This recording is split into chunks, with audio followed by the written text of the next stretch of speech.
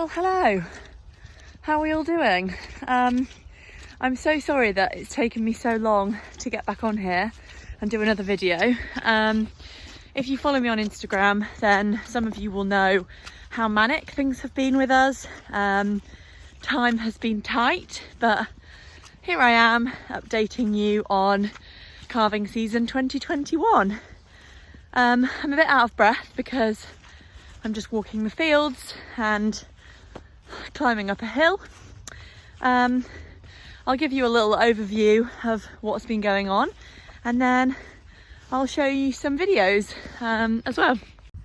So first thing to say is we are grazing spring calving herd, 550 cows, and we are in the busiest time of year. So calving started on February the 1st, just before, because we had a few premature ones, and literally things just kicked off straight away. Out of over 500 cows, we had 80% to calve in 39 days. So February was manic. We were having up to 20 calves most days, and yeah, it got pretty hectic. For those of you that don't know, we are currently under restriction with TB for the first time in the farm's history, which means that we couldn't move our animals off the farm. Normally, last year, for example, calves would get moved off at 10 days old to be sold, and then we would keep the heifer calves until weaning age. However, this year, obviously, we haven't been able to do that. So, as I say, I'll put some videos in of what I've been up to, but the bull calves have all stayed with us. Now, I get asked the question a lot about this, and we sell all our bull beef to, all our beef calves to a family friend who lives in Yorkshire. Now, he is still planning to have the calves when we get free from TB. So essentially it's just a waiting game now until we can get to that point.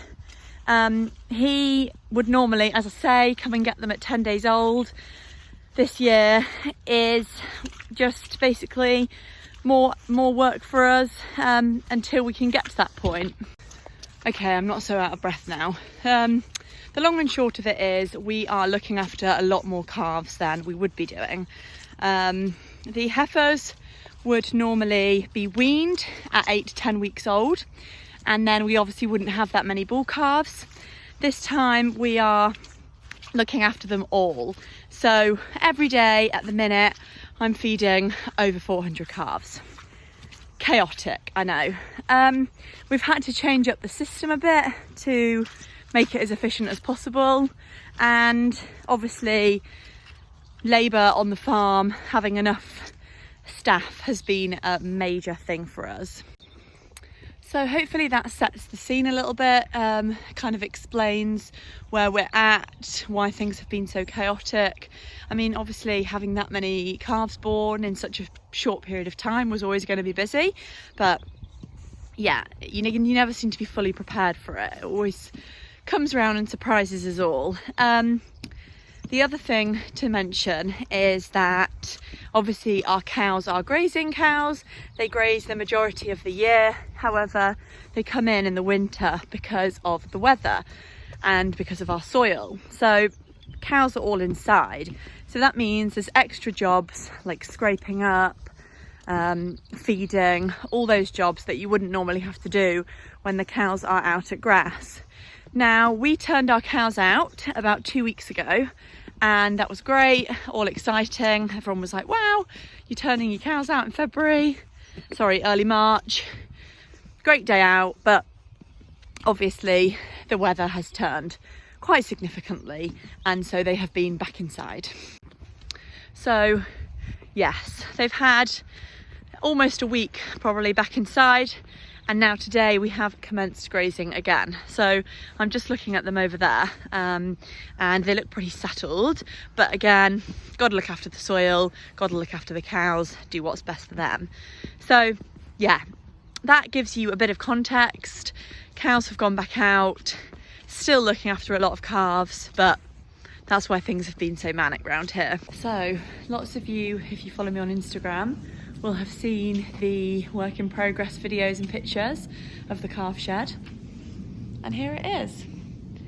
So, yep, fully completed now. We're nearly full, only 10 spaces, and it holds 300 calves. So, yeah, things got busy really quickly. As you can see, the calves are split into pens of 18-ish, varies slightly depending on size. Fed twice a day, and the oldest ones are on 3 litres twice a day, so 6 litres, and the younger ones are on 2 litres twice a day. They're pretty happy. Everyone's got food, everyone's got water, everyone's had their milk for this morning.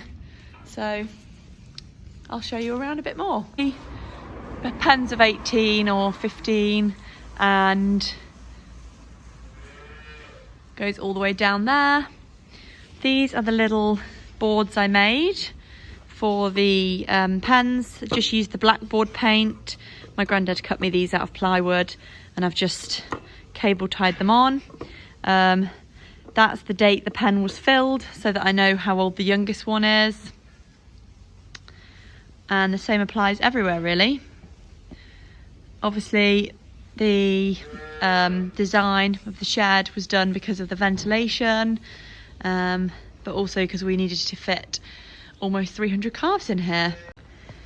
This is the bale trolley I've had a lot of questions about. My friend made it for me with a bit of help from my brother. Pretty simple design, just some leftover wood on the bottom, but it's a lot easier than, you know, having to keep bringing a bale in and moving it round for the bedding down. And in the background there you can see the milk mixer, which I'll show you in action in a video, but basically general concept is holds 1,000 litres, and mix the powder in there, and then it's got the long hose on the back which dispenses all the way down to the bottom of the shed. And that's about it really in here. Obviously just shout if you've got any questions. Whiteboard's there for organisation purposes with my little map on, just to keep track of who's where, but it's worked really well. For those of you that didn't see the progress, this is the first year we've used this shed. It only got finished in January, so yeah, it's brand new.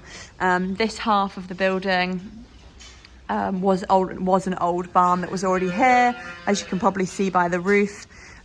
We basically renovated it and added this bottom bit on here. So through calving, to keep on top of things and keep organised, the general rule is always carry one of these with you. This is one of the calf collars that we use, so whether it's 1 o'clock in the morning or 12 o'clock in the afternoon, this collar goes onto the calf as soon as it's born and doesn't get taken off again until it's had its colostrum feeds. So we only put their ear tags in once a day, and this keeps track of who's had their colostrum and who's not. This is not taken off until they've had colostrum, regardless of whether they've got an ear tag or not. The ear tag is a big flag in one ear and a button in the other ear.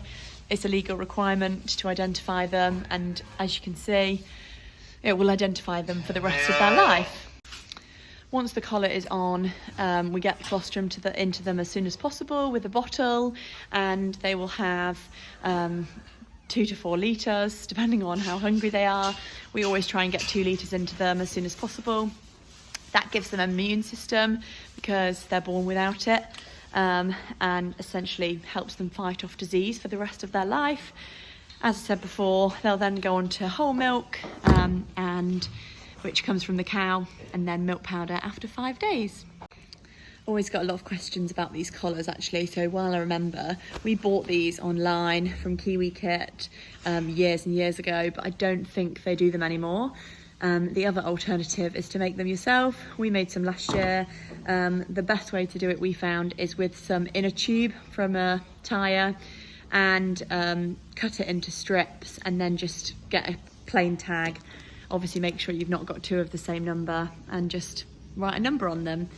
That just means you can easily identify them until they get their ear tag. So as soon as the calf's born, collar goes on, and then we'll write the mum's number, the collar number, what gender the calf is, and whether the calf was born by itself or whether she needed a little bit of help.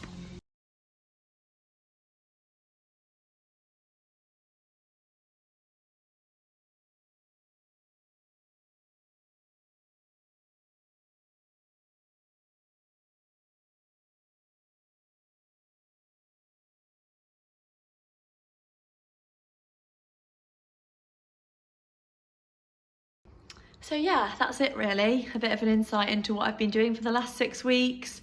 As usual, any questions, just give me a shout or send me a message on Instagram.